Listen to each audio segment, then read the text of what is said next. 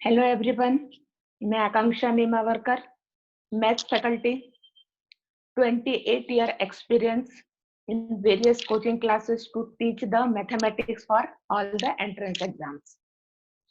मेरे पास बहुत से पेरेंट्स आते हैं जिनका बच्चा 10th हो गया है, वो बहुत बुरी तरह से कंफ्यूज्ड होते हैं कि हम आगे क्या करें। 10th होने के बाद साइंटिस्ट, इंजीनियरिंग, मेडिकल, लॉ, ऐसी बहुत सी लाइंस उनके सामने होती हैं। तब किस तरह से उनको बताया जाए, इसीलिए मैंने क्या किया हुआ है, एक इंफॉर्मेटिव सेशन तैयार किया है। ये इंफॉर्मेटिव सेशन जिसमें मैं आपको अलग अलग फील्ड के डिटेल्स में जानकारी देने वाली हूँ। आज का मेरा टॉपिक है टारगेट इंजीनियरिंग। मैं आज बताने वाली हूँ कि यदि आपका बच्चा, कोई स्टूडेंट इंजीनियरिंग के लाइन में जाना चाहता है तो उसे कौन कौन सी एग्जाम फेस करनी है, क्योंकि केवल एक जेई मेन से उसका ऑप्शन नहीं है। आज हम देखेंगे कि क्या हमारे पास और भी दूसरे ऑप्शंस हैं क्या। इसके लिए मैंने यहाँ पर टेबल बनाया हुआ है, आप इस स्लाइड में देख सकते हैं। एंट्रेंस एग्जाम्स फॉर इंजीनियरिंग, इसमें से फर्स्ट है पॉलिटेक्निक, सेकंड है स्टेट एग्जाम्स, थर्ड है जेई मेंस, जिसके बाद हम जेई एडवांस भी दे सकते हैं, एंड डीम्ड यूनिवर्सिटी। अब मैं ये जो 5 मैंने आपके सामने ऑप्शंस लिखे हैं, इसके बारे में मैं आपको अब डिटेल में बताती हूँ। सबसे पहले अपन देखते हैं पॉलिटेक्निक। पॉलिटेक्निक ये डिप्लोमा कोर्स है। यदि आपको इंजीनियर बनना है, आप एग्जाम देने से घबराते हैं, तो आपके लिए ये ऑप्शन बेस्ट ऑप्शन होता है। बस फर्क इतना है कि यहाँ पर आपको डिप्लोमा मिलता है, डिग्री नहीं मिलती। इसके लिए सबसे पहले अपन क्राइटेरिया देख लें। ऐसे स्टूडेंट जिन्होंने 10th पास किया हुआ है, उसके लिए कोई भी बोर्ड चलेगा।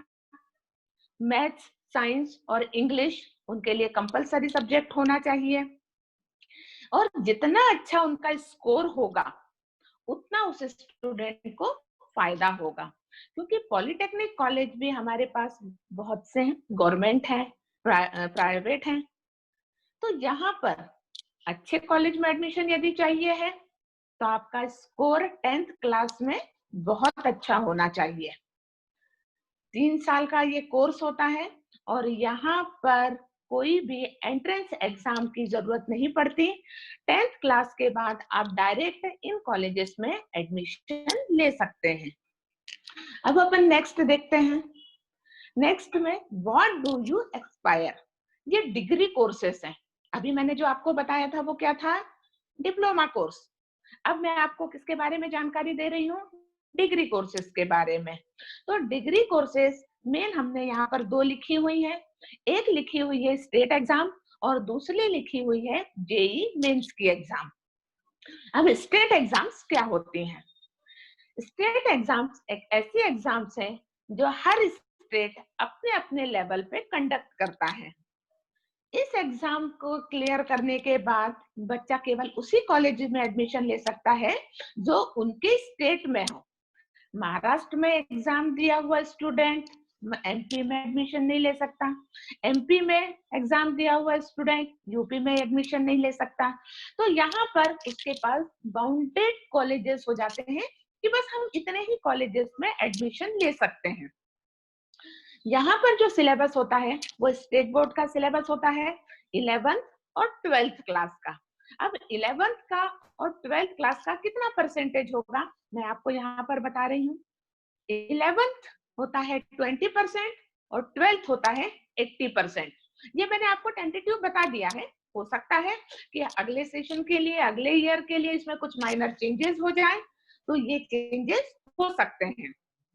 स्टेट बोर्ड की एग्जाम साल में केवल एक ही बार कंडक्ट होती है। अब हम सेकंड एग्जाम देखते हैं। सेकंड एग्जाम यहाँ पर दी हुई है JEE Mains. JEE Mains exam national level exams है। तो इसका फायदा क्या है कि यदि हमने नेशनल लेवल की एग्जाम दी हुई है तो हम ऑल ओवर इंडिया किसी भी इंजीनियरिंग कॉलेज में एडमिशन ले सकते हैं। इसके अलावा जो इंडिया के बेस्ट कॉलेजेस हैं, जिनको हम NITs कहते हैं, यहाँ पर भी जेई मेंस के थ्रू उनको एडमिशन मिल सकता है। NITs यानी नेशनल इंस्टीट्यूट ऑफ टेक्नोलॉजी। यहाँ पर जो सिलेबस है वो NCERT का सिलेबस है। NCERT के सिलेबस में 11th और 12th ये दोनों इंक्लूड हैं। इन 11th वही 20% और 12th 80%। ये मैंने फिर से टेंटेटिव बताया हुआ है। इसका एक प्लस पॉइंट है कि यहाँ पर साल में हम 2 बार एग्जाम से दे सकते हैं।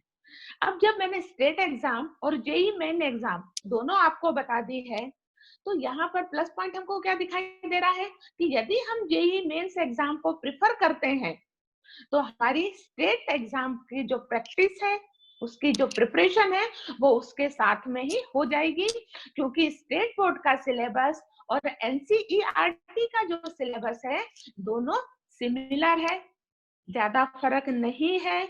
हाँ, बस हम इतना कह सकते हैं कि NCERT का जो सिलेबस है थोड़ा सा स्टेट बोर्ड के सिलेबस में से प्लस जाता है।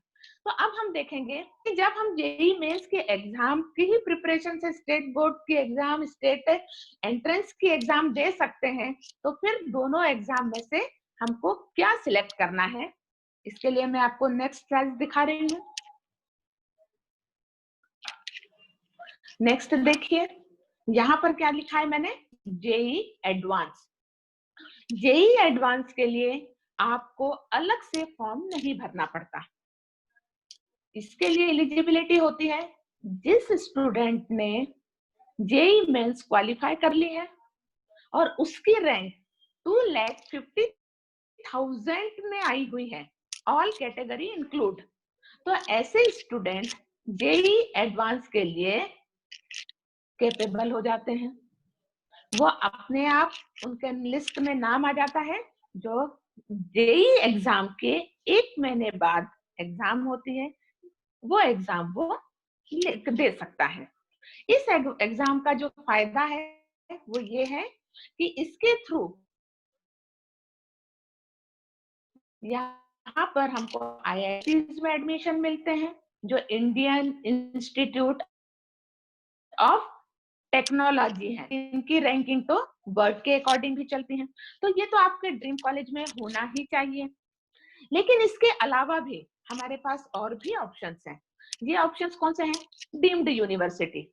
डीम्ड यूनिवर्सिटी ना तो जेई मेंस, ना जेई एडवांस, ना स्टेट बोर्ड एग्जाम, किसी भी एग्जाम से यहाँ पर एडमिशन नहीं मिलता। डीम्ड यूनिवर्सिटी अपने एग्जाम्स खुद कंडक्ट करती हैं। मैंने यहाँ पर कुछ डीम्ड यूनिवर्सिटी के नाम लिखे हुए हैं। ये जो कॉलेजेस हैं, ये जो यूनिवर्सिटी हैं, ये इंडिया की टॉप यूनिवर्सिटी में काउंट होती हैं। इसमें से फर्स्ट मैंने लिखा हुआ है bits, Birla institute of technology. Bits के 3 कॉलेजेस हैं। पहला कॉलेज है पिलानी में, दूसरा कॉलेज है गोवा में और तीसरा कॉलेज है हैदराबाद में। तो एक ही एग्जाम देके आप तीनों कॉलेजेस में कहीं पर भी एडमिशन ले सकते हैं। ये ऑनलाइन एग्जाम होती है।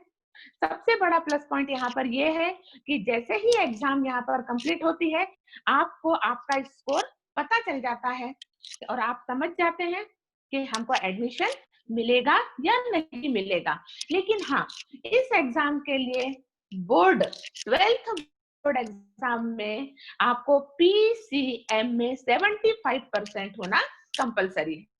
दूसरी एग्जाम यहाँ पर लिखी है VIT जो वेल्लोर में है। ये अपनी अलग से एग्जाम कंडक्ट करेगा। टॉप यूनिवर्सिटी में इसका नाम है। इसका भी सिलेबस वही है जो जेई मेंस का सिलेबस है, NCERT 11th + 12th। Third university मैंने लिखी हुई है यहाँ पर मणिपाल। मणिपाल का नाम शायद आप लोगों ने सुना भी होगा। मणिपाल टॉप रैंक यूनिवर्सिटी, इसके कुछ ब्रांचेस अब्रॉड में भी हैं। यहाँ पर यदि हमें एडमिशन लेना है तो इसका सिर्फ एक ही थोड़ा सा ड्रॉबैक है कि यहाँ की फीस थोड़ी ज्यादा होती है। और यदि आपकी फाइनेंशियल कंडीशन अच्छी है तो आप डीम्ड यूनिवर्सिटी की एग्जाम्स भी दे सकते हैं। आपको कुछ एक्स्ट्रा वर्क करना नहीं है। आप जो एनसीईआरटी का 11th और 12th का जो सिलेबस है उसी की प्रिपरेशन करेंगे तो इस तरह से आपको सीईटी की एग्जाम, जेई की एग्जाम और डीम्ड यूनिवर्सिटी के एग्जाम, सारी एग्जाम देने की दे सकते हैं। आपको वहां पर कोई भी प्रॉब्लम नहीं होने वाली है। नेक्स्ट हम देखते हैं what to expect in state exam. अब मैं यहाँ पर मैंने कुछ दिया हुआ है, डिटेल से दिए हुए हैं, लेकिन मैं महाराष्ट्र में रह रही हूँ, इसलिए महाराष्ट्र स्टेट बोर्ड की जो एग्जाम होती है एमएसटी सीईटी, मैंने उसी के डिटेल से यहाँ पर दिए हुए हैं। वैसे सारे स्टेट की जो डिटेल्स हैं वो सिमिलर ही होते हैं, बहुत ज्यादा फर्क उसमें नहीं होता। तो यहाँ पर आपको देखना है, यहाँ लिखा हुआ है कंप्यूटर बेस्ड एग्जाम। आजकल ज्यादातर एग्जाम्स जो होती हैं वो ऑनलाइन ही कंडक्ट होती हैं। मल्टीपल चॉइस ऑब्जेक्टिव क्वेश्चंस यहाँ पर आते हैं, जिनको कि हम एमसीक्यू कहेंगे। इन एग्जाम का टोटल टाइम ड्यूरेशन जो होता है वो 3 आवर्स है। टोटल मार्क्स आपको मिलेंगे 200। इस एग्जाम का सबसे प्लस पॉइंट होता है no negative marking. No negative marking वाला जो पॉइंट है मैं अभी आपको थोड़ी देर बाद समझाती हूँ। नेक्स्ट कंडीशन है टोटल क्वेश्चंस। टोटल क्वेश्चंस यहाँ पर कितने हैं? 150। ये 150 क्वेश्चन किस तरह से डिवाइड हुए हैं? तो 50 क्वेश्चन मैथमेटिक्स के, 50 क्वेश्चन फिजिक्स के और 50 क्वेश्चन केमिस्ट्री के। ये 50-50 क्वेश्चन आपको मिल गए यहाँ पर। लेकिन इसकी जो स्कोरिंग है वो 200 मार्क्स है, इसलिए मैथमेटिक्स का each question getting 2 marks. Maths के हर एक क्वेश्चन के लिए आपको यहाँ पर 2 मार्क्स स्कोर होता है। फिजिक्स के हर क्वेश्चन के लिए 1 मार्क्स मिलते हैं और वैसे ही केमिस्ट्री के लिए भी आपको 1 मार्क ही अलॉट होता है। तो इस तरह से 50-50-50 टोटल 150 क्वेश्चन और टोटल मार्क्स 200 होते हैं। यहाँ पर जो फॉर्म रिलीज होता है वो टेंटेटिव डेट में आपको बता रही हूँ, डेट आगे पीछे हो सकती है। ये टेंटेटिव डेट फरवरी होती है और एग्जाम कंडक्ट होती है मई में। जो डेट भी अपनी टेंटेटिव डेट है, जो 12th बोर्ड के एग्जाम के अप्रॉक्स 45 डेज के बाद कंडक्ट होती है। ये तो मैंने आपको बता दिया स्टेट बोर्ड के रिस्पेक्ट में। अब अपन नेक्स्ट स्लाइड में देखते हैं जेई मेंस के। What to expect in JEE Mains exam, कि अब जेई मेंस एग्जाम्स में आपको क्या क्या चाहिए, आपको किस तरह से उसकी तैयारी चाहिए। फर्स्ट, ये भी कंप्यूटर बेस्ड एग्जाम है। सेकंड, यहाँ पर मल्टीपल चॉइस ऑब्जेक्टिव क्वेश्चंस भी होते हैं और नॉन मल्टीपल चॉइस क्वेश्चंस भी होते हैं, यानी एमसीक्यूज भी है और नॉन एमसीक्यूज भी हैं। इसका टाइम ड्यूरेशन है 3 आवर्स। टोटल क्वेश्चंस होंगे 75, 25 ईच फ्रॉम पीसीएम, यानी फिजिक्स के भी 25 क्वेश्चंस होंगे, केमिस्ट्री के भी 25 क्वेश्चंस होंगे और मैथ्स के भी 25 क्वेश्चंस होंगे। यहाँ पर जो क्वेश्चंस का टाइप है, मैंने क्या कहा था कि ये एमसीक्यू भी है और नॉन एमसीक्यू भी है। तो यहाँ पर 60 क्वेश्चंस एमसीक्यू है और 50 क्वेश्चन नॉन एमसीक्यू है। टोटल मार्क्स 300 है।